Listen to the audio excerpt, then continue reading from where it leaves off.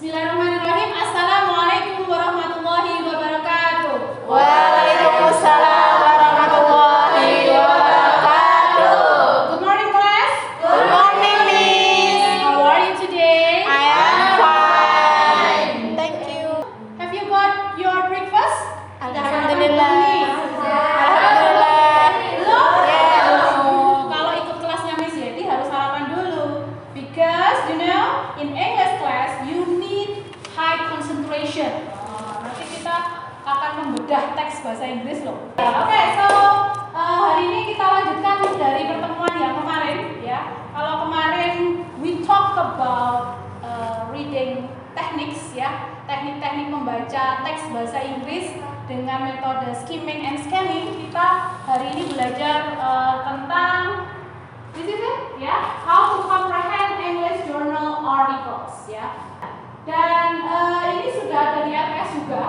Sudah ada, Anda bisa lihat lagi CPMK-nya di LPS yang sudah saya kirim, bahwa untuk capaian pembelajaran dari materi hari ini adalah supaya Anda satu ya, of course you can translate the reading text, English reading text, and then you can analyze ya, you can comprehend the message of the English text ya, itu yang penting. Tapi hari ini we just focus on how to comprehend English journal articles.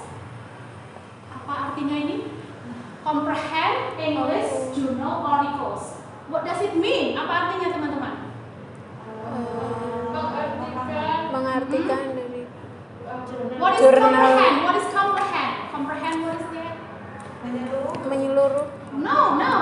Comprehend itu sinonim dari understand. Nah, berarti apa? Memperhati. Yes, great ya. Jadi di sini akan saya berikan teknik ya, bagaimana supaya Anda itu memahami English journal articles. Artikel bahasa Inggris. Ya, artikel berbahasa Inggris. Tapi di sini fokus ke artikel jurnal ya, teman-teman ya. So here we go. Okay, there are 4 points. Kita masuk ke first explanation ya. The definition of English journal article. Nah, coba salah satu. Anyone knows what is the meaning of English journal article? Apa maksudnya English journal article? Mbak Dila? Jurnal yang berbahasa Inggris. Jurnal yang berbahasa Inggris. Jurnal itu apa itu? Jurnal artikel itu apa? Penelitian.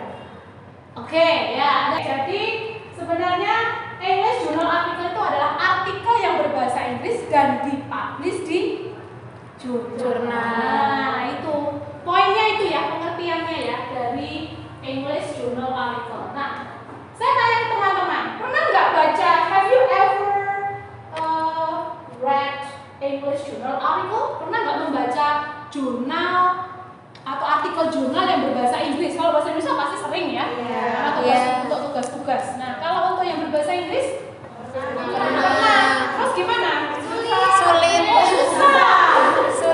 Padahal sebenarnya English journal article itu sangat penting sekali ya untuk mendukung apa? Misalkan Anda nanti membuat skripsi, ya tidak? Nah, Anda membuat skripsi itu rujukannya harus dari jurnal, tapi tidak hanya jurnal berbahasa Indonesia, ya.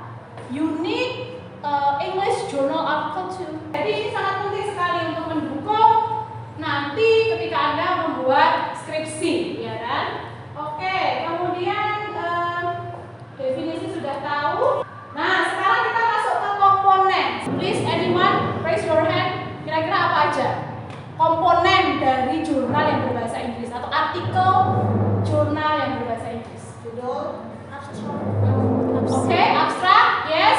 And then judul ya, of course it begins with title. Nah, itu penting karena kalau nggak ada title, what is it? Ya, title itu penting. And then abstract, okay, good. And then apa? How do you say in English? Pendahuluan.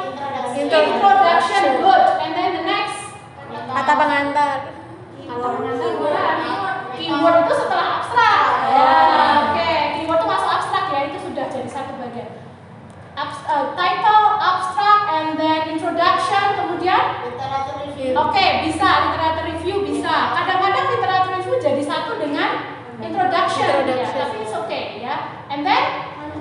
Method. Ya, method. Setelah method apa? Pembahasan. Ya, apa? Hasil dan pembahasan. How do you say in English? Conclusion. No, conclusion itu kesimpulan saya. Result and Ya, results and discussion. Ya, result and discussion. And then the last is conclusion. Terus paling akhir apa? Reference. Ya, atau bibliografi bisa. Ya, oke. Kita lihat di sini. Nah, ini ya. Saya ambil dari website ya. Apa saja sih isi dari artikel jurnal yang berbahasa Inggris. Nah, sekarang saya tanya lagi. Ketika Anda melihat jurnal yang berbahasa Inggris itu susahnya seperti apa ya? Coba dong. Saya ingin juga tahu Anda itu penulis kosakata dalam bahasa Inggris betul atau tidak ya. Mbak Dila coba. vocabularies. Oke, vocabularies. Good. That's the first point. And I think most of problems in vocabularies. Oh, okay. So you have difficulties in vocabularies. Anyone? Anyone else? Ya, Mbak Taskia.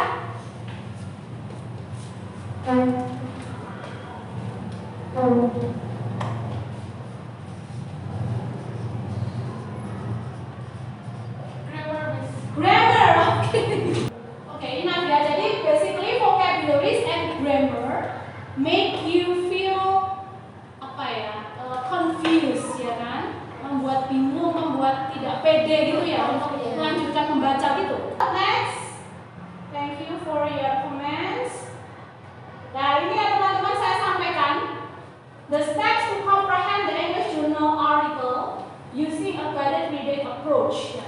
Jadi begini teman-teman, saya itu sempat melakukan penelitian, ya, sempat melakukan penelitian terkait bagaimana caranya memahami artikel jurnal berbahasa Inggris ini terhadap calon dokter spesialis THT. Nah ini kenyataan ini, ya saya perlihatkan ya, nanti dulu saya cerita sedikit dulu ya. Jadi waktu itu saya diminta untuk sekelompok calon mahasiswa dokter spesialis THT ya untuk memberikan sedikit apa ya pembelajaran tentang reading, karena salah satu tes untuk bisa masuk atau bisa lolos di dokter ini ya spesialis THT itu adalah tes tentang mereka untuk mempresentasikan artikel berbahasa Inggris. Kemudian saya menggunakan pendekatan yang disebut dengan a guided reading approach. Judulnya adalah, ini adalah hasil penelitian saya, Comprehending English Medical Journal as Student Admission Requirement Test for Oral Candidates, ya, a guided reading approach. Ya. Jadi ini adalah tulisan saya, di mana ada 8 calon dokter spesialis THT yang mereka merasa kesulitan untuk memahami teks berbahasa Inggris atau artikel yang berbahasa Inggris dan meminta saya untuk memberikan strategi ya. Nah di sini saya melakukannya dengan yang tadi 3 tahap ya. Yang pertama adalah reading. Kemudian di sini saya memerintahkan mereka untuk memahami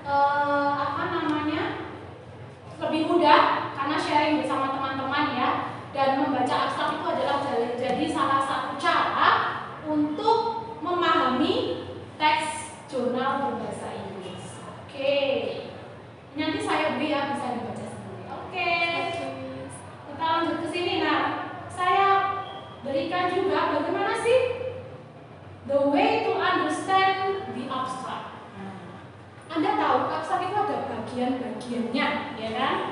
Nah, siapa tahu? Who knows? What is the contents of the abstract? Apa saja isi abstrak itu? Tujuan, oke, purpose, apalagi? Method, ya, and then? yang diteliti. Ya, objek subjek itu masuk ke method, ya kan? Rumusan masalah kadang tidak, ya. Terus apa lagi yang terakhir? Ya, result. Ada juga ada implication. Nah, implication itu kadang ada. Nah, di sini saya memberikan 3 cara. Yang pertama kita lihat keywords-nya. Kemudian identify the pattern. Anda harus bisa mengidentifikasi polanya yang di dalam abstrak itu apa. Di dalam abstrak itu terdiri dari apa? Apakah tujuan? Apakah latar belakang? Karena ada yang model abstrak itu menulisnya tidak tujuan tapi malah latar belakang.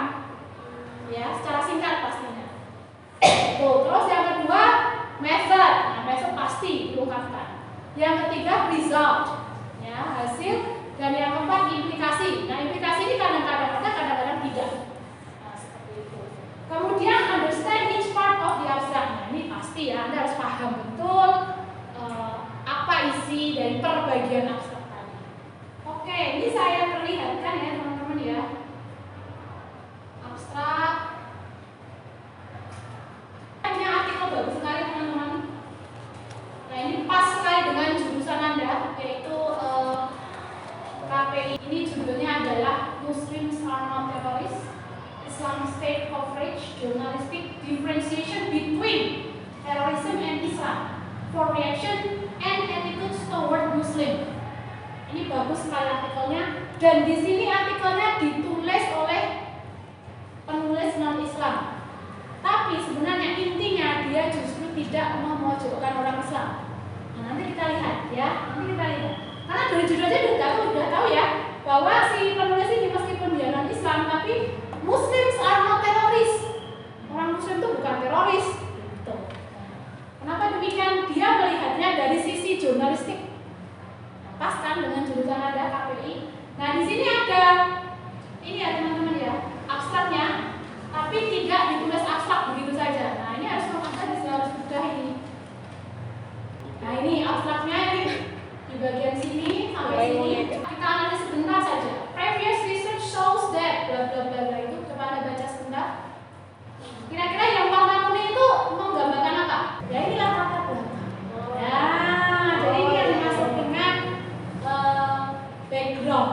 Nah, di sini di bagian pertama ya, ini sudah saya kasih kuning, itu dia menggambarkan latar belakangnya. Mengapa dia ingin menulis itu? Oke. Terus di bagian the blue one itu apa? To test the specific effects of news difference a control laboratory experiment was conducted. Berarti bagian apa itu? Method. Ya, caranya gimana dia memperoleh data? Yaitu dengan ini tadi eksperimen, ya kan? A controlled laboratory experiment. Kemudian yang ketiga, results. So berarti menunjukkan apa? Results and discussion. Ya, resultsnya atau discussionnya. Oke, terus implicationnya, berarti implikasi ya, implikasi hasil penelitian terhadap orang lain bisa, pihak lain bisa. Nah, ini bagus, coba Anda pahami. Implication of these findings for journalism practice and intergroup relation in multiple research are discussed.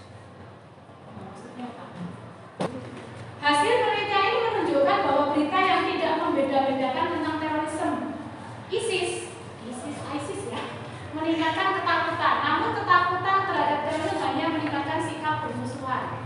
Tapi kalau mereka yang memiliki pengalaman sangat positif tidak ditemukan hubungan seperti itu. Betul ya. Implikasi dari temuan ini terhadap praktek jurnalisme dan hubungan antar tokoh dalam masyarakat multikultural juga dibahas. Nah, artinya di sini harus hati-hati pihak media itu. Ya apa tidak? Ya. Oke, itu adalah untuk abstrak ya teman-teman ya. Jadi kesimpulannya adalah bahwa memahami teks bahasa Inggris atau memahami teks jurnal berbahasa Inggris itu adalah hal yang mudah.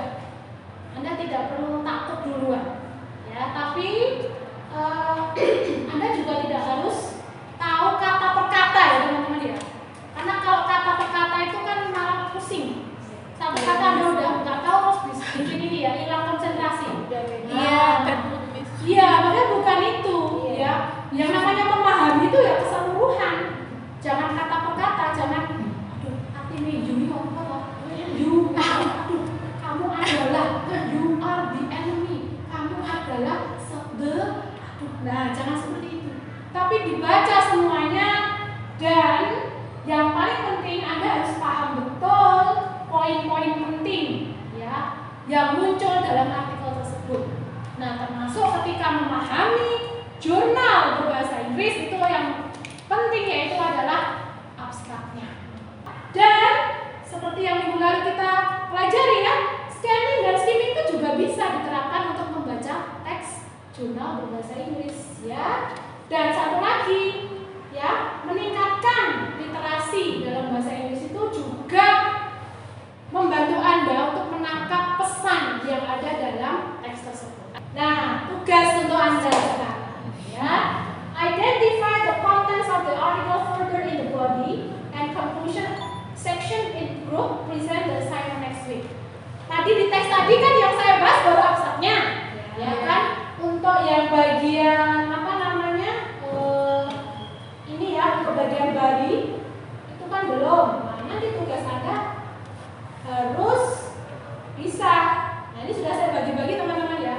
Jadi ada abstrak, kemudian introduction. Ya, introduction-nya sampai sini. Karena memang di sini tidak ada title-nya, subtitle-nya tidak ada. Tapi tidak apa-apa, memang ada model jurnal seperti itu. Terus di sini ada ini apa namanya? Literature review, ya kan? Literature review itu apa? Teori. Method, results ya. Setelah result nanti ada conclusion. Oh, discussion dulu. Nah, ternyata result dan discussion dipisah. Ya, nggak apa-apa. Memang seperti itu. Kadang dipisah, kadang menjadi satu. Discussion, baru setelah itu conclusion. Nah, ini nanti dibagi grup ya. Ini berapa orang? 1, 2, 3, 4, 5, 6, 7. Saya sebentar. Kelompok 1, Taskia dan Mbak Dila membahas introduction and literature review. Oke, kelompok 2 membahas methodology and result. Kelompok terakhir discussion and conclusion. Ready? Ready. Oke, minggu depan presentasi ya. Ready ya? Oke. So it's over. Ya, sudah selesai. Thank you so much. See you next week. Don't forget to prepare your assignment ya, and make it in the PPT ya, dibuat PPT biar rapi. Thank you. See you. Wassalamualaikum warahmatullahi wabarakatuh.